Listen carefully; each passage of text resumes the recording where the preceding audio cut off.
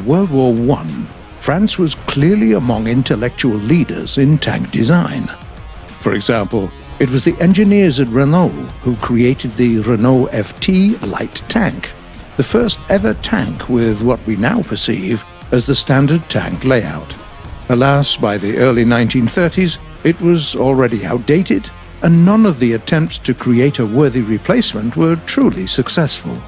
The Renault D1 and the D2 were simply unreliable, expensive, and very heavy. That's why, after a while, the French decided to issue a specification for a cheap, light tank with a weight of 6 tons, inviting the French tank industry on the whole to provide proposals. Renault was still pretty much an apex predator in the industry, but there was another interesting entity eager to take on the challenge: Hotchkiss, a French arms and automobile manufacturer that wanted to explore new markets. Up to the mid-1930s, armor plates were usually attached together with rivets or bolts. This kind of plating could withstand small-caliber gunfire, but would fail when hit by a sufficiently powerful round. Engineers at Hotchkiss had a solution in mind, opting for entirely cast steel hull sections instead. That allowed them to give their tank, the future H-35, up to 34 millimeters of armor at a lower cost. Neat. Despite that, the infantry weren't ready to put their money on the Hotchkiss' untested new ideas and decided to go for the safer route, greenlighting the production of the Renault ZM, which became the R35. This tank was armed with a coaxial machine gun and was less mobile than rival prototypes, but it met pretty much all the requirements. For one, it had a turret, while the Hotchkiss prototype had none. The team at Hotchkiss quickly made necessary adjustments and fitted the tank with a turret, but it was already too late. At the same time, their tank piqued the interest of the cavalry.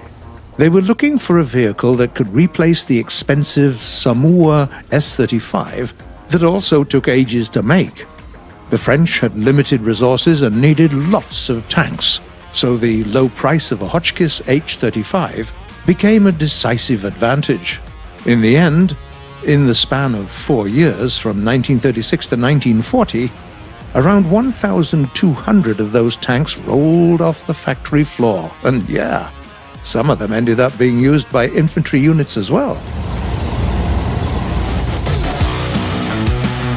During production, the tank received a number of upgrades, including a new 120 horsepower engine.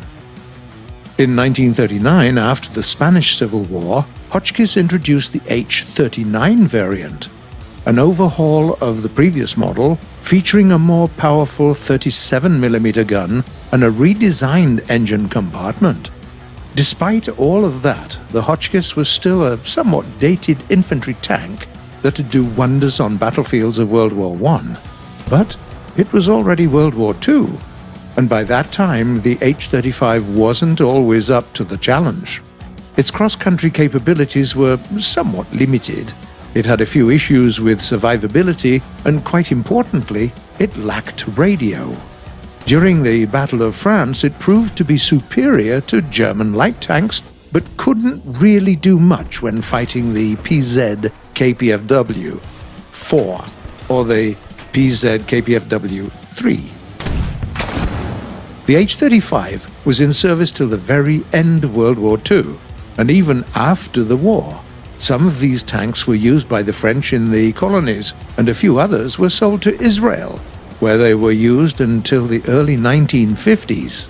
Despite the fact that the design of the tank was pretty much outdated at conception, French engineers succeeded in creating a decent, combat-worthy vehicle that served their armed forces well.